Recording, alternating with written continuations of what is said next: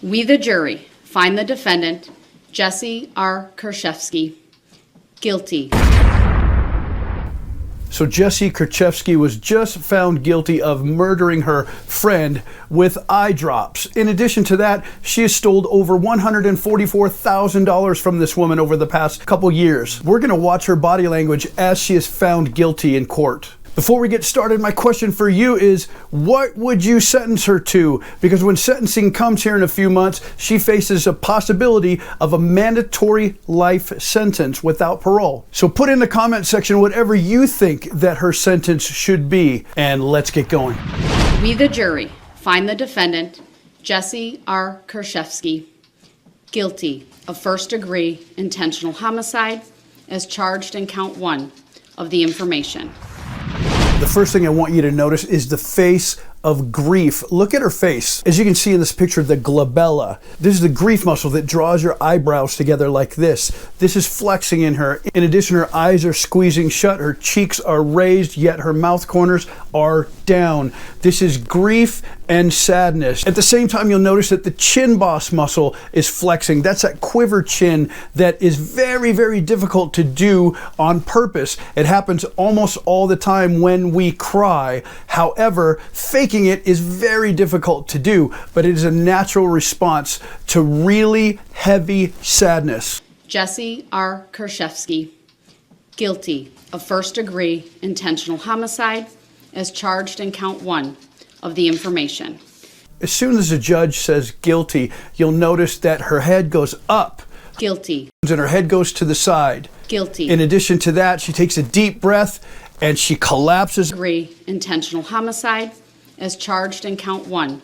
And her shoulders and chest heave down like this. Degree intentional homicide as degree intentional homicide.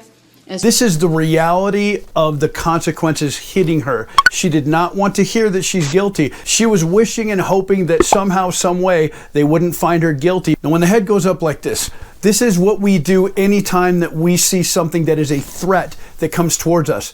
If I were to throw a punch at you, you may not move, jump or run or anything like that, but your face would do this. Your head would move back to move away from the impact of the incoming danger. That's what's happening here when her head goes up and back. She takes a deep breath and her chest heaves and her shoulders come down. Degree intentional homicide. It's like when you hear something took your breath away. You've heard this before. This is what happens because when you're anticipating hearing something, you breathe heavy. You fill your lungs with air just in case you have to fight or just in case you have to run. You're getting ready to defend yourself. This is that fight, flight, or freeze that happens to every human being. So her chest was filled with air. Her lungs were filled up just to brace for the impact. And when the impact came, she exhaled. That's what it means when people say, "It took my breath away." Signed by the foreperson, juror number 24, and dated today's date, the 14th of November, 2023.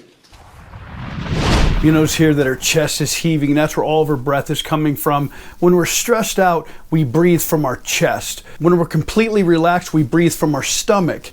I've said this before in videos, but I'll tell you again, if you ever look at a baby that's sleeping, they don't have a care in the world. And you look at them when they're sleeping, their little tummy is going up and down. They're breathing from their stomach because they're not stressed out in the least.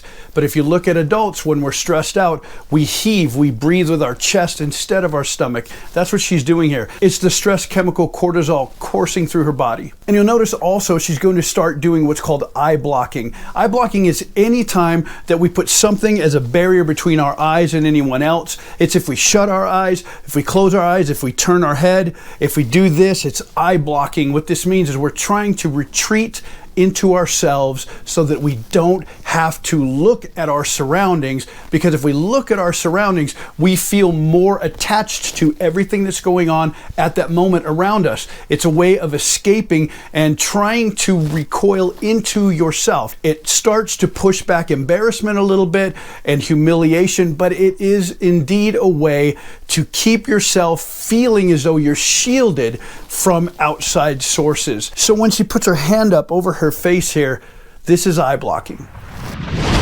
We, the jury, find the defendant, Jessy Kurczewski, guilty of theft of movable property as charged in count 2 of the information, signed and dated by the foreperson, juror number 24, this 14th day of November, 2023.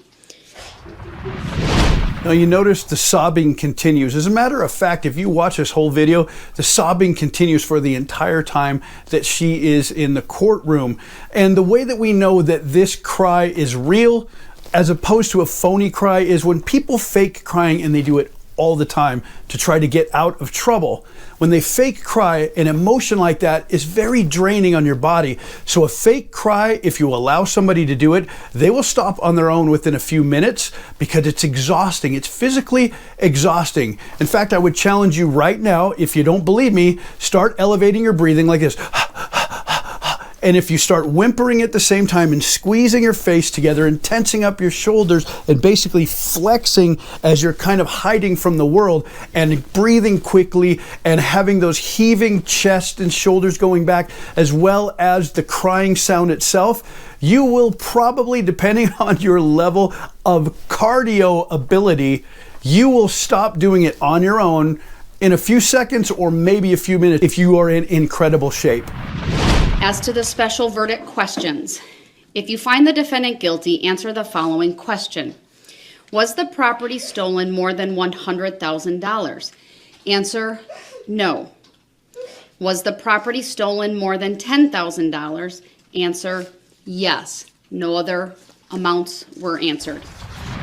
You'll notice in this clip, she's not only eye blocking, not only continuing to cry and sob, but as you hear her breaths get shorter and shallower, you will also see, as the foreperson from the jury that is reading the findings of the jury, you'll see her begin to make a fist on her forehead instead of keeping her hand like this. This is simply stress. Stress has to go somewhere. If you can't bounce your legs, if you can't bounce your feet, if you can't rub your body or somehow self-soothe, and you're touching your face, if you're stressed and the stress gets even more intense, you have to do something. So making a fist helps you to actually alleviate some of that stress. We, the jury, find the defendant, Jessy Kurczewski, guilty of theft of movable property as charged in count 3 of the information, signed by the foreperson, dated today's date, the 14th day of November 2023. Was the property stolen more than $100,000? Answered, no. Was the property stolen more than $10,000?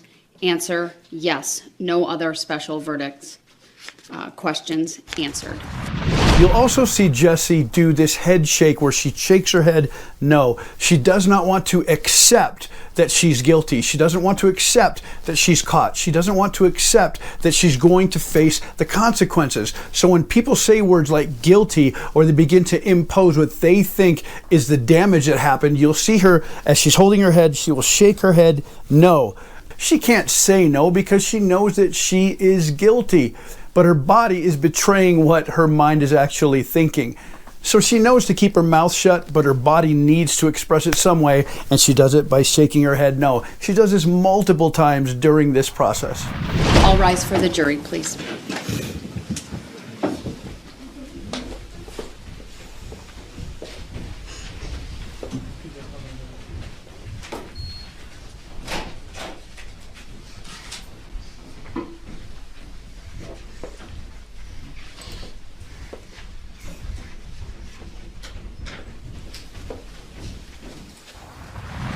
Now, as the judge dismisses the jury, you'll see everybody rise, including Jessy. And what does she do? When she rises, her chin goes down, her shoulders slump forward as she makes herself as small as possible. This happens all the time when people are trying to not be looked at, when they don't want to be noticed. They get smaller and smaller. You will see in the old movies and old TV shows, if people are getting yelled at, look at the Brady Bunch, look at old shows like that. When the kids are being yelled at by the parents, they shrink down further and further into their chair. Why is that? For the same principle that you're seeing here.